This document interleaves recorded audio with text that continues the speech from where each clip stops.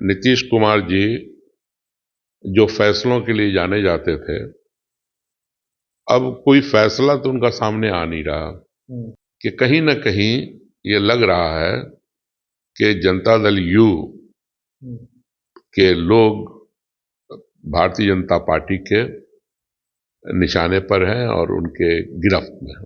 और महाराष्ट्र में भी, आंध्रा में भी, यहां भी, और छोटी छोटी पार्टियां हैं, कोई एक कोई दो वाली हैं।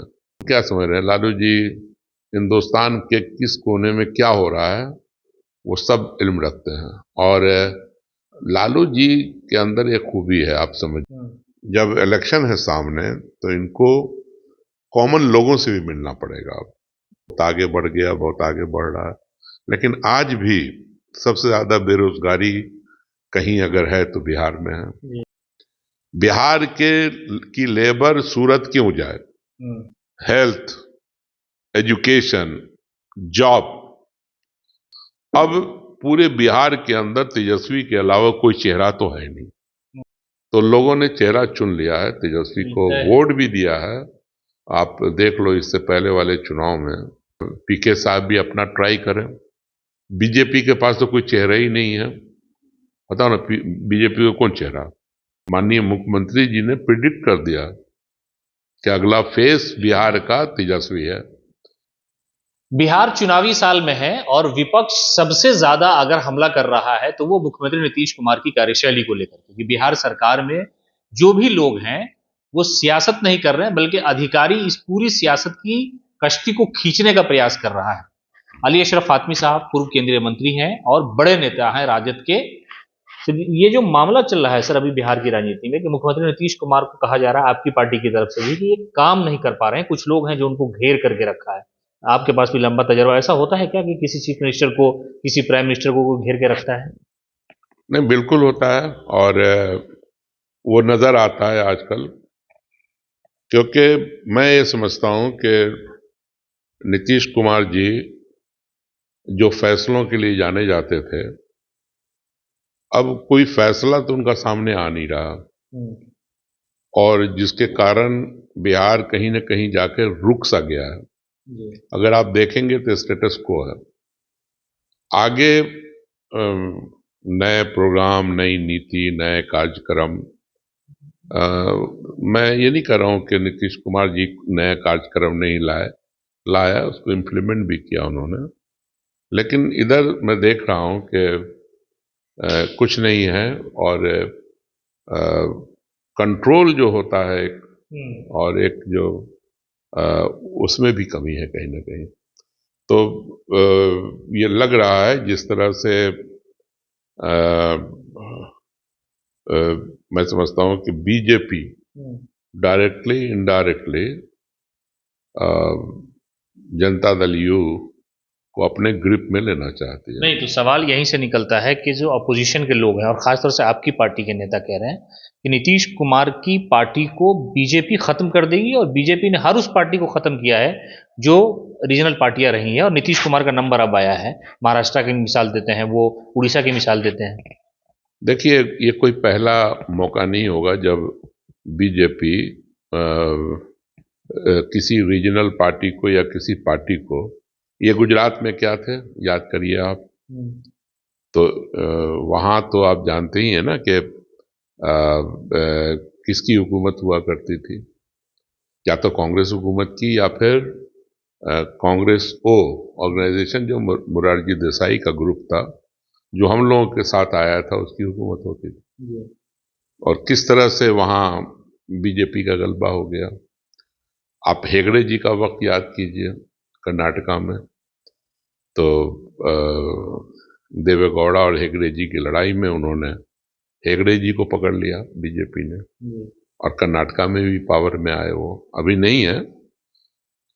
अब देखो, ये जो बीजू जनता दल है, ये भी तो जनता दल था, और किस तरह से उसके करीब होकर के वहां पे भी बीजेपी ने अपनी हुकूमत बना ली। तो देखिए, आप सीधे तौर से समझिए कि कहीं न कहीं, मैं अभी दिल्ली में था, तो जो लोगों से बातचीत हुई उसमें अखबारों में खबरों में चल भी रहा है और आप लोगों ने भी चलाया है कि कहीं न कहीं ये लग रहा है कि जनता दल यू के लोग भारतीय जनता पार्टी के निशाने पर हैं और उनके गिरफ्त में हैं। कहा जा रहा है कि जेडीयू के कई सारे मेंबर ऑफ पार्लियामेंट जो हैं वो बीजेपी के लिए काम कर रहे हैं और कभी भी हो सकता है कि वो सारे एमपी टूट करके बीजेपी में जाकर के गुट बना करके चले जाएं और नीतीश कुमार को सियासी नुकसान जो है 2025 से पहले उठाना पड़ जाए। नहीं, बिल्कुल यही तो मैंने कहा आपसे, यही मुझे मालूम हुआ। और ये कोई मुझे मालूम होने की चीज़ नहीं है। ये मतलब कोई भी पत्रकार से पूछ लीजिए, किसी भी पॉलिटिकल आदमी से पूछ लीजिए, सबके में चर्चा यही है कि नाउ जो लीडर हैं उनका ग्रिप अपने एमपीज पर, अपने मंत्रियों पर नहीं है। They are taking their own decisions. तो अब इसको तो जो चीफ हैं पार्टी के उन्हीं को समझना होगा। मुझे कोई ऐसा तो नहीं है कि मुख्यमंत्री नीतीश कुमार के सहारे सरकार चल रही है केंद्र की, राज्य की तो चल रही है, वो तो अलग मसला है।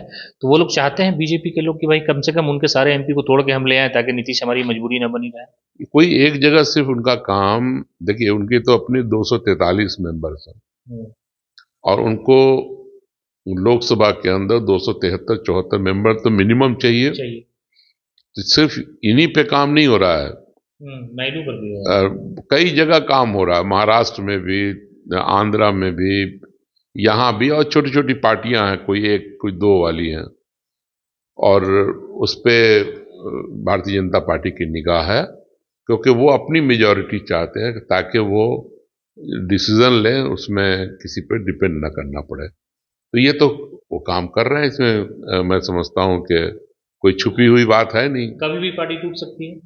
नहीं, मैं इसको प्रिडिक्ट नहीं कर सकता कि कभी टूट जाएगी, लेकिन मुझे जो मार्केट की खबर है, जो आम लोग बोल रहे हैं कि उनके 10 member of parliament Bharatiya Janata party जी उनके संपर्क में है और ये कभी भी ये घटना घट सकती है।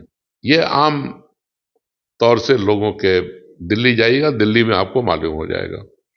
और मुझे तो नाम भी मालूम है कि जो 2 नहीं है, लेकिन उसका मैं क्यों नाम लूं। 10 ऐसे एमपी हैं जो बीजेपी के संपर्क में हैं, जेडीयू के, वो जा सकते हैं उधर, और 2 ऐसे हैं जो नहीं जाएंगे, जिनके बारे में आप इंतजार कर रहे होंगे, देख रहे हैं ना आगे क्या होता है। तो दरअसल भारतीय जनता पार्टी अपना नंबर पूरा करना चाह रही है। जो पब्लिक का वर्डिक्ट तो उनके फेवर में नहीं गया, लेकिन अब वो कहीं ना कहीं से जुगाड़ करके, और जब भी इस तरह की सूरत हाल होती है, मैं तो 91 में पहली मरतबा जीत के गया था, तब भी जुगाड़ जो होता है ना कि जिस तरह से सरकार को काम करने में आसानी हो, तो बीजेपी कर रही है। अभी इसमें कोई चोरी छिपी बात भी नहीं है। अच्छा, लालू प्रसाद यादव ने जो कहा कि भाई मेरे लिए दरवाज़ा जो है हमेशा मेरा खुला ही रहता है, नीतीश जी को भी खोल के रखना चाहिए, तो क्या उनके जहन में भी ये सब बातें थी इसलिए उन्होंने संदेश देने का प्रयास किया? लालू जी को क्या समझ रहे हैं? लालू जी हिंदुस्तान के किस कोने में क्या हो रहा है वो सब इल्म रखते हैं। और लालू जी के अंदर एक खूबी है, आप समझिए, आज ही नहीं, जब से मैं उनके करीब हुआ हूं 1989 से मैं ऑब्जर्व करता हूं कि वो बराबर ये चाहते हैं कि समाजवादी सोच के लोग मिल के रहें और मुल्क के अंदर जो सेकुलर ताकतें हैं उनको मजबूत करें। और यही कारण है कि उन्होंने कांग्रेस का भी साथ दिया, और इस ज़माने में जो जनता दल की सरकार बनी दिल्ली में 96 में, और उसके बाद 2 मरतबा बनी ना, तो उसमें उनका योगदान बहुत बड़ा था। 89 में तो सरकार बनाने में बिल्कुल बड़ी भूमिका थी वीपी सिंह, जिसमें प्रधानमंत्री बने, बल्कि 3 प्रधानमंत्री जनता दल से बना, वीपी सिंह, देवेगौड़ा, के गुजराल साहब। अब कम से कम 2 तो नहीं है अब हमारे बीच में। तो ये सब इन्हीं का, लालू जी का कारनामा था। तो लालू जी ऑलवेज, हर जमाने में अपनी कुर्बानी देकर, मुझे याद है कि 96 में हमारे मेंबर ऑफ पार्लियामेंट बहुत थे जो प्रो लालू थे जनता दल के अंदर, और हम लोग आंध्र प्रदेश भवन में मीटिंग हो रही थी, हम वहां पहुंच गए हम लोग कि नहीं, प्रधानमंत्री लालू जी को बनना चाहिए। लेकिन उन्होंने समझा बुझा के, जाओ अरे हम बनेंगे तब ना बना दोगे, हम बनने नहीं चाहते हैं। बनेगा तो देखा जाएगा अंदर ना, अंदर मीटिंग होगा करके बहाना बना करके हम लोगों को किनारे कर दिया। लेकिन मुझे याद पड़ता है कि अगर 96 में वो प्रधानमंत्री बनते तो कश्मीर से कन्याकुमारी तक उनकी इतनी बड़ी पहचान हो गई थी और इतना लोग चाहते थे, प्यार करते थे, वो बहुत कामयाब प्रधानमंत्री उस वक्त के होते। लेकिन अब तो चलिए तारीख में चीज अच्छा, ये चली ये गई। ये एक सवाल अब इससे अलग हट करके है कि तेजस्वी प्रसाद यादव इन दिनों अलग अलग जगहों पर घूम रहे हैं। एनडीए की यात्रा कल निकलनी शुरू हुई, नीतीश कुमार यात्रा पर हैं, और तेजस्वी लगातार खास तौर से महिलाओं से मुलाकात कर रहे हैं, और वो कह रहे हैं कि महिलाओं, अगर सरकार आएगी तो 2500 रुपया वाला उन्होंने जो योजना की घोषणा की है, वो कार्यकर्ताओं से मिल रहे हैं, संगठन को मजबूत करने को लेकर के वो कोशिश कर रहे हैं। क्या लगता है इससे सियासी फायदा 25 में मिलेगा? बिल्कुल।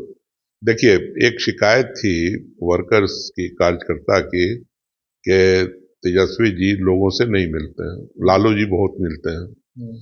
तो देखिए, ये दो अलग अलग पर्सनालिटी है। लालू जी जब तक लोगों से नहीं मिलेंगे, मतलब के लोगों से भी बेमतलब के लोगों से भी, तब तक उनका दिन पूरा नहीं होगा, सुकून नहीं मिलता है। सुकून नहीं मिलता है। मतलब he want to meet people, और वो अच्छे लोगों से भी मिलते हैं, बुरे लोगों से भी मिलते हैं, और वहां से नतीजा निकालते हैं। तेजस्वी जी जरा डिफरेंट है। और वो ऑर्गेनाइज मीटिंग में और जहां से कुछ चीज निकल के आए उस तरह की मीटिंग्स में भरोसा रखते हैं। तो अभी वो मिल रहे हैं। मतलब मैं तो था उनके साथ दो जगह पे, दरभंगा और मधुबनी में था, और जगह की भी जानकारी ली है। बहुत अच्छी उनकी मीटिंग्स हो रही हैं वर्कर के साथ, लीडर के साथ, कार्यकर्ता के साथ, और पूरे बिहार इसी बहाने घूम लिया उन्होंने। लेकिन अब जब इलेक्शन है सामने तो इनको कॉमन लोगों से भी मिलना पड़ेगा अब, और उसके लिए जो भी रास्ता निकले उसमें उनको करना होगा। ये तो खास जो हमारे कोर हैं, हमारे पार्टी को चला, उनसे मुलाकात, हाँ, आम जनों से भी मुलाकात होनी चाहिए। अब ये जो उन्होंने कहा है महिलाओं के लिए, तो इस तरह के कार्यक्रम, नौजवानों के लिए हमारे पास क्या कार्यक्रम है, दलितों के लिए क्या है, पिछड़े वर्ग लोगों के लिए क्या है, अति पिछड़े वर्ग लोगों के लिए क्या है, नौजवानों के लिए क्या है, अल्पसंख्यक के लिए क्या है, ये सब लाना होगा सामने, और लोगों से बातचीत करके अपने एजेंडा तय करें। तो मैं समझता हूं कि जो बिहार को जिस चीज की जरूरत है, आज देखो, लोग कहते हैं, बीजेपी वाले भी कूद कूद के बोल रहे हैं कि बिहार बहुत आगे बढ़ गया, बहुत आगे बढ़ रहा है। लेकिन आज भी सबसे ज्यादा बेरोजगारी कहीं अगर है तो बिहार में है। प्लान अगर सबसे ज्यादा किसी राज्य से हो रहा है तो बिहार से हो रहा है। लॉ एंड ऑर्डर सबसे ज्यादा खराब अगर किसी का है तो बिहार का है। आप शिक्षा में देख लो, जो सबसे निचले स्तर पर अगर कोई राज्य है तो वो बिहार है। इंडस्ट्रियलाइजेशन में देख लो तो सबसे बुरी हालत बिहार की है। अच्छा, अब लोग कहते हैं कि सड़क बन गई, तो अभी तो मैं महाराष्ट्र भी गया था, अभी घूम के आया हूं, आंध्रा भी, उड़ीसा भी, वेस्ट बंगाल भी, कहां सड़क नहीं बनी। ये सड़क की योजनाएं तो यूनियन गवर्नमेंट ने फैसला किया था कि गांव, मतलब 200 की यूनिट जहां है वहां तक हम पहुंचेंगे और पक्की सड़क बनेगी, अच्छी सड़कें एनएचआई के जरिए बनेगी, तो बन रही है। अब बिजली का मामला है, तो बिजली भी तो भारत सरकार का स्कीम था। उसके तहत पूरे देश के हर घर को बिजली मिलनी थी, मिली। ठीक है, नीतीश कुमार जी ने उसमें मेहनत किया होगा एज ए चीफ मिनिस्टर, उससे कोई, हम उससे डिफर नहीं कर रहे हैं। लेकिन ये फेनोमेना जो है ये पूरे देश का, आप देश के किसी कोने में जाओगे अच्छी सड़क पाओगे, हर जगह बिजली है। तो ये तब्दीली तो आ गई, लेकिन बिहार को किस चीज की जरूरत है? बिहार की लेबर सूरत क्यों जाए? बिहार की लेबर बेंगलोर क्यों जाए? बिहार की लेबर कश्मीर क्यों जाए? उसको यही काम क्यों नहीं मिले? इसकी तैयारी क्यों नहीं होती? पूरे हिंदुस्तान में कोशिश हो रही है कि शिक्षा के स्तर को ठीक किया जाए। बिहार में क्यों नहीं? हेल्थ के मामले में देखो, आज भी अपने यहाँ कोई बीमार होता है तो उसको दिल्ली लेके भागता है, कोई कलकत्ता, कोई मद्रास, कोई बॉम्बे। वो सारी सुविधाएं बिहार के अंदर क्यों नहीं? नंबर ऑफ हॉस्पिटल्स तो आप ऐलान कर रहे हैं, बन रहा होगा, लेकिन क्वालिटी भी तो आनी चाहिए।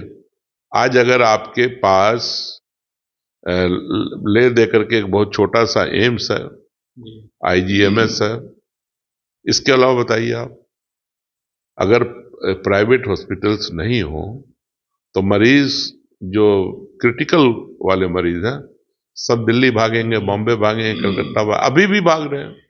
इन चीजों को मुद्दा तो आपकी सरकार बना रही है, आपकी हेल्थ, एजुकेशन, जॉब। देखिए, तेजस्वी जी ने 5 लाख लोगों को नौकरी दी। अब मालूम है कि नौजवानों में कितना उत्साह है इसकी वजह कर, और कितनी उम्मीद है। लेकिन ये जॉब आएगा कहां से? ये क्रिएशन कैसे होगा? उसकी प्लानिंग तेजस्वी के पास तो जरूर है, और तेजस्वी जी उसको इम्प्लीमेंट करेंगे आने वाले, अगर वो चीफ मिनिस्टर बनते हैं। आपको लगता है कि मुख्यमंत्री बन जाएंगे जितनी कोशिश आपको क्या है? देखो, एक बात समझ लो, हर आदमी का एक पीरियड होता है, एक वक्त होता है। लालू जी का वक्त था, फिर नीतीश जी का वक्त आया। अब पूरे बिहार के अंदर तेजस्वी के अलावा कोई चेहरा तो है नहीं, कोई चेहरा नहीं है जिस पे आप उम्मीद कर सकते हो। Tejashwi is the only face who can change Bihar.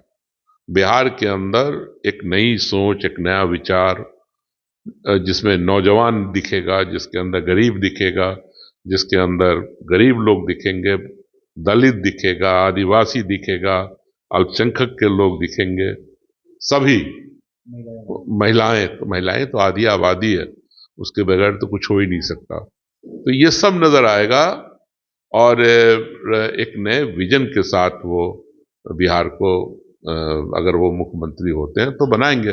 और उसके अलावा कौन है, बताओ ना, कौन चेहरा? नहीं, उसके अलावा एक और चेहरा है। एक आखिरी सवाल है कि प्रशांत किशोर कह रहे हैं कि भाई हम लड़ेंगे 243 पे और मुख्यमंत्री जनसुराज का होगा।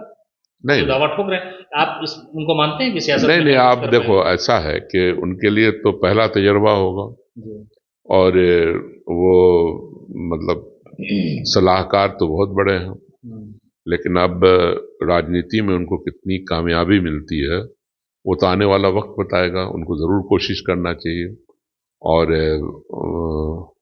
हम लोग तो स्वागत करते हैं उनका, आए सियासत में है तो 243 पे लड़े चुनाव, और उनका वेलकम है। लेकिन जहां तक सवाल पैदा होता है चेहरे का, तो लोगों ने चेहरा चुन लिया है, तेजस्वी को वोट भी दिया है। आप देख लो, इससे पहले वाले चुनाव में सबसे ज्यादा सीट दिया उन्हीं को, और जगह मिली उनको, एनडीए के खिलाफ जीत के आए। तो मैं समझता हूं कि ठीक है, पीके साहब भी अपना ट्राई करें। बीजेपी के पास तो कोई चेहरा ही नहीं है। बताओ ना, बीजेपी को कौन चेहरा, कौन होगा मुख्यमंत्री का कैंडिडेट बीजेपी से? और ये हम नहीं बोल रहे हैं, ये तो बीजेपी वाले बोलते आए हैं कि अब बीमार हो गए नीतीश जी, और ये हो गया, वो हो गया। और नीतीश जी ने तो खुद अपने जबान से कहा है कि अगला चेहरा जो बिहार का है वो तेजस्वी है। ये कोई हम तो नहीं बोल रहे हैं, तो माननीय मुख्यमंत्री जी ने प्रिडिक्ट कर दिया कि अगला फेस बिहार का तेजस्वी है, और तेजस्वी से बेस्ट अच्छा कोई नहीं होगा। देखो, लोग बहुत तरह की बातें करते हैं, लेकिन क्रिएटिविटी जो होती है वो हर इंसान की अंदर की चीज होती है। भाई, मेरा तो दिमाग ही काम नहीं किया जो उन्होंने 5 लाख लोगों को नौकरी दे दिया। कैसे दे दिया? लोग कोई सोच नहीं पा रहा था कि इतना नौकरी कहां से दे देंगे वो, लेकिन उनके पास कमिटमेंट था, उनके पास सोच थी, उसको इंप्लीमेंट किया। लीडर वही है जो सोचे और कर गुजरे। तो उनको कर गुजरने की तमन्ना है, और मैं समझता हूं कि निश्चित रूप से वो मुख्यमंत्री भी बनेंगे, और कुछ अच्छे काम बिहार के लिए करेंगे। और अगर ऐसा नहीं हुआ तो बिहार बहुत दिनों तक परेशानियों से जूझता रहेगा। इसलिए जरूरत है चेंज, और चेंज के साथ तेजस्वी इस राज्य के मुख्यमंत्री बने, वजीर आला बने और खिदमत करें लोगों की। चलिए, तो लंबी बातचीत हुई। हमारे साथ पूर्व केंद्रीय मंत्री अली अशरफ आदमी थे। इन्होंने कहा कि तेजस्वी प्रसाद यादव के पास विजन है, इसलिए कि 5 लाख लोगों को नौकरी उन्होंने दी, और 2025 में अगर उनकी सरकार बनती है तो लोगों के और भी बहुत सारे मौके मिलेंगे, और हर समाज के, हर तबके के लोगों को।